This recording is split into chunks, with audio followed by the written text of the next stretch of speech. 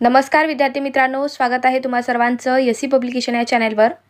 तर मित्रांनो, आजच्या व्हिडिओमध्ये आपण आपल्या भारतातील महत्त्वाचे जे आंदोलन झालेले आहेत त्यावरती आपण आज प्रश्न पाहणार आहोत। तर अत्यंत महत्त्वाचा हा व्हिडिओ मित्रांनो, परीक्षेमध्ये यावरती 100% प्रश्न असतो, तर शेवटपर्यंत पहा।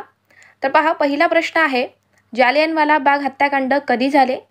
तर हा प्रश्न मित्रांनो बऱ्याचदा परीक्षेमध्ये विचारण्यात आलेला आहे। जालियनवाला बाग हत्याकांड कधी झाले? तर 13 एप्रिल 1919 ला झाले। तर मित्रांनो, जालियनवाला बाग हत्याकांड त्यालाच अमृतसर हत्याकांड असंही म्हटलं जातं। तर 13 एप्रिल 1919 रोजी अमृतसर पंजाब येथील जालियनवाला बाग येथे त्यांनी निशस्त्र भारतीयांच्या मोठ्या जमावावर गोळीबार केला, अनेकांना ठार केले आणि शेकडो जखमी झाले। तर त्यावेळी अमृतसरमध्ये लागू असलेल्या मार्शल लॉची कडक अंमलबजावणी करण्यासाठी जनरल डायरने गोळीबार करण्याचे आदेश दिले होते। तर ही माहिती सुद्धा लक्षात ठेवा। चौरी चौरा घटना कधी झाली?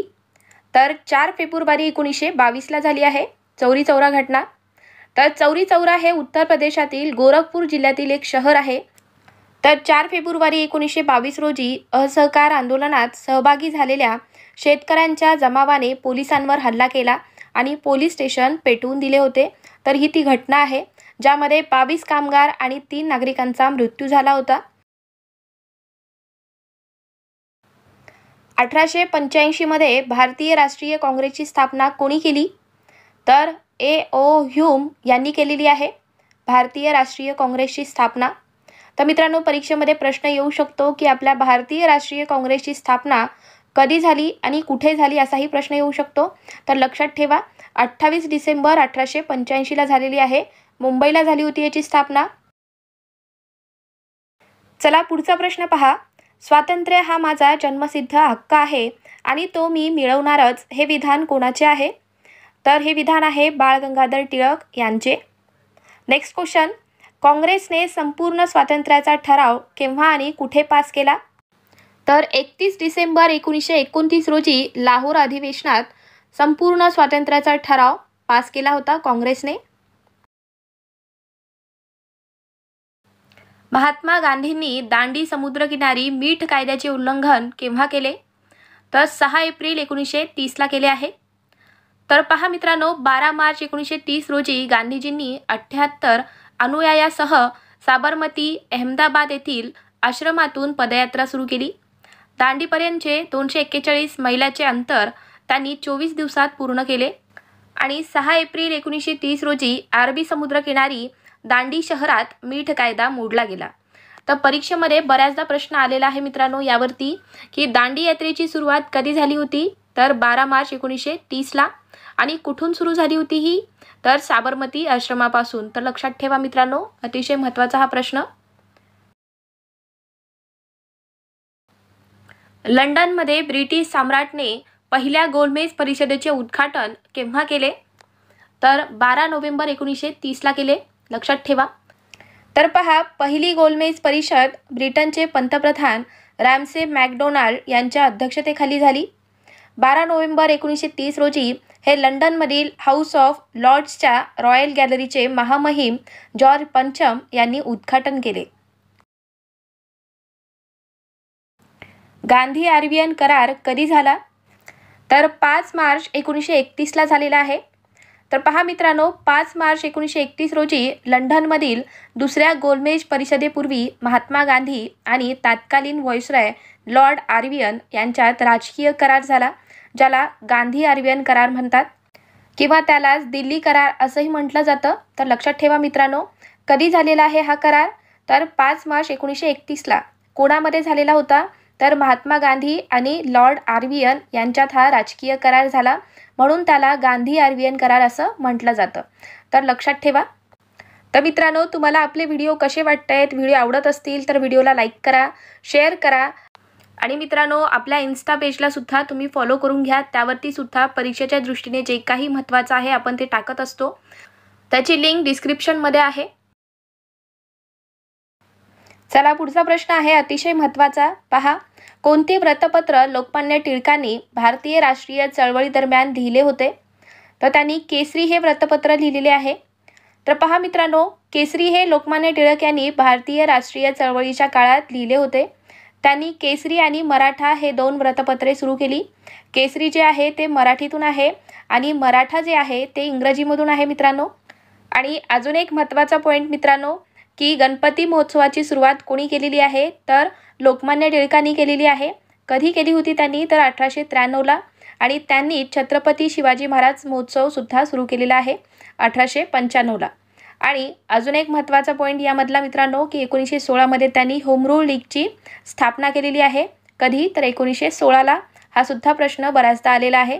तर पहा, यामध्येच आपले कितीतरी प्रश्न कव्हर झालेले आहेत मित्रांनो. त्यासाठीच आपण हे एक्स्ट्राची माहिती घेतलेली आहे, कारण त्यामधून सुद्धा प्रश्न परीक्षेमध्ये विचारले जातात. तर व्यवस्थितपणे नोट डाऊन करून घ्या. चंपारणच्या शेतकऱ्याचे नेतृत्व करण्यासाठी गांधीजींना कोणी आमंत्रित केले, तर राजकुमार शुक्ला यांनी आमंत्रित केले होते. तर पहा मित्रांनो, चंपारण चळवळ ही मुळात नीळ शेती करणाऱ्या शेतकऱ्यांच्या शोषणाविरुद्ध होती.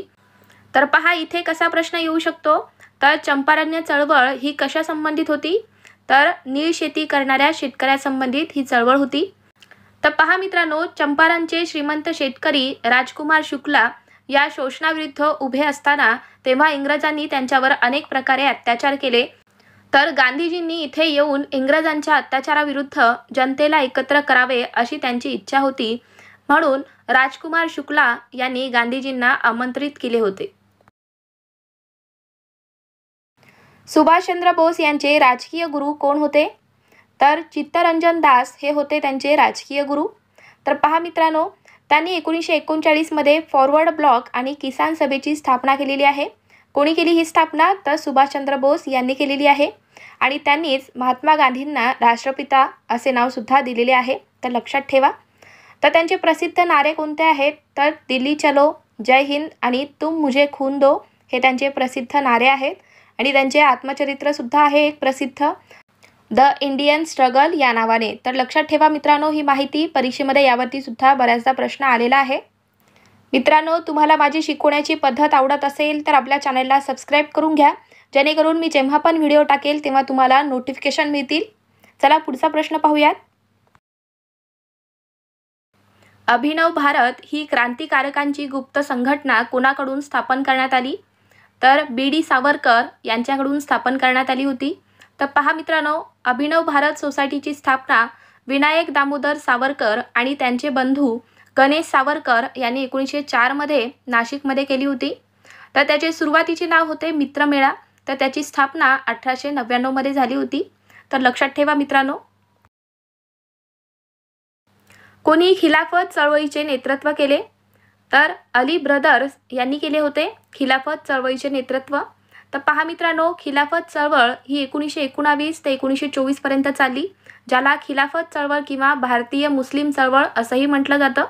तर लक्षात ठेवा ही माहिती. चला next question. All India trade union Congress याची स्थापना कोणत्या वर्षी झाली, तर 31 डिसेंबर 1920ला झाली होती याची स्थापना. अखिल भारतीय काँग्रेसच्या अधिवेशनात छोडो भारत ठराव कधी पास झाला, तर 8 ऑगस्ट 1942ला झाला. तर पहा मित्रांनो, 8 ऑगस्ट 1942 रोजी वर्धा मुंबई येथे अखिल भारतीय काँग्रेस कमिटीच्या अधिवेशनात गांधीजींनी भारत छोडो आंदोलन सुरू केले आणि करो या मरोची हाक दिली. तर वर्धा प्रस्तावालाच भारत छोडो प्रस्ताव असंही म्हटलं जातं. तर लक्षात घ्या. भारतात होम रूल आंदोलनाचे नेतृत्व कोणी केले, तर ॲनी बेझंट आणि लोकमान्य टिळक यांनी केले होते. तर पहा, एप्रिल 1916मध्ये टिळकांनी बेळगावमध्ये इंडियन होम रूल लीगची सुरुवात केली आणि ॲनी बेझंट यांनी सप्टेंबर 1916मध्ये मद्रासमध्ये होम रूल लीगची सुरुवात केलेली आहे. तर लक्षात ठेवा ही माहिती. रोलेट ॲक्ट कधीचा आहे, तर पहा 19 मार्च 1919चा हा कायदा आहे. तर या कायद्यानुसार सरकार कोणत्याही व्यक्तीला कोणत्याही खटल्याशिवाय अनिश्चित काळासाठी ताब्यात ठेवू शकते आणि त्याला अपील, याचिका किंवा वकील करण्याचा अधिकार नाही. या कायद्याबद्दलची भारतीय प्रतिक्रिया आणि सरकारी दडपशाही पाहता या कायद्याच्या विरोधात सर्व भारतीय एकत्र उभे राहिले आणि त्यांनी याला ब्लॉक बिल असं नाव दिलं आहे। तर मित्रांनो, यावरती सुद्धा बऱ्याचदा परीक्षेमध्ये प्रश्न आलेला आहे, तर लक्षात ठेवा। रोलेट ॲक्ट हा 19 मार्च 1919चा आहे। कोणत्या घटनेमुळे महात्मा गांधींनी असहकार आंदोलन स्थगित केले? तर ती कोणती घटना होती? तर चौरी चौरा ही घटना आहे। तर पहा मित्रांनो, महात्मा गांधींनी अहिंसेच्या तत्त्वज्ञानाच्या आधारे असहकार चळवळ सुरू केली, मात्र चौरी चौरा घटनेमुळे मोठ्या प्रमाणात हिंसाचार झाला। यामुळे संतापून गांधीजींनी 12 फेब्रुवारी 1922 रोजी बारडोली येथे काँग्रेस कार्यकारिणीच्या बैठकीत असहकार आंदोलन मागे घेण्याची घोषणा केली। तर ही महत्त्वपूर्ण माहिती मित्रांनो लक्षात ठेवा। सायमन कमिशन भारतात कधी आले? तर फेब्रुवारी 1928 ला आले। खिलाफत चळवळ कधी सुरू झाली? तर मार्च 1919 ला सुरू झाली होती खिलाफत चळवळ। स्वराज्य पक्षाची स्थापना कोणी केली? तर मोतीलाल नेहरू आणि चित्तरंजन दास यांनी केलेली आहे स्वराज्य पक्षाची स्थापना। आणि कधी केली असाही प्रश्न येऊ शकतो, तर लक्षात ठेवा 1 जानेवारी 1923। चला नेक्स्ट क्वेश्चन, चितगावच्या पोलीस शस्त्रागारावरील हल्ल्याचा प्रमुख कोण होता? तर सूर्यसेन हा होता। तर मित्रांनो, सूर्यसेन यांनीच भारतीय रिपब्लिकन आर्मीची सुद्धा स्थापना केलेली आहे, हे सुद्धा लक्षात ठेवा। आणि यावरती अजून एक प्रश्न येऊ शकतो मित्रांनो, की चितगाव गटाचे नेतृत्व कोणी केले होते असा प्रश्न बऱ्याचदा आलेला आहे। तर सूर्यसेन यांनी केले, लक्षात ठेवा। भारतीय स्वातंत्र्याच्या वेळी भारतीय राष्ट्रीय काँग्रेसचे अध्यक्ष कोण होते?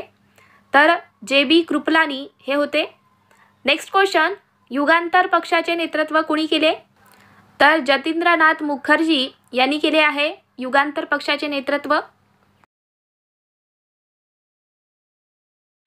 हिंदुस्तान रिपब्लिकन असोसिएशन याची स्थापना कोणत्या वर्षी झाली? तर 1924 ला झाली आहे।